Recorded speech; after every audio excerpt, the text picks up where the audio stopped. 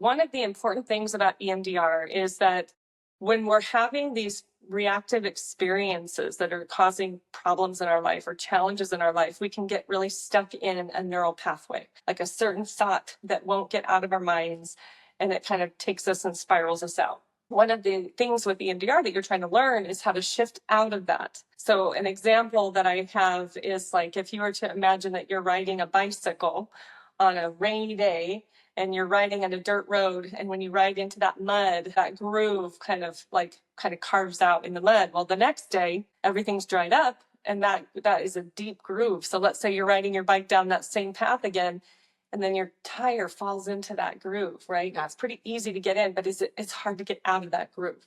So what these resources are meant for is to help you practice getting out of those grooves. It doesn't mean that we're trying to pretend like these things didn't happen. That's a big part of EMDR, is that we're learning how to container these things that are challenging us so that we can then focus on some other things in our day, like going to work, taking care of ourselves, being present in our relationships. And so then we take things out of the container when we come to therapy and we work on it again. And then we put it back into the container so that we can save it for later. But we're not just putting it away and trying to not think about it or distract ourselves and then never coming back to it again. That's not going to be helpful.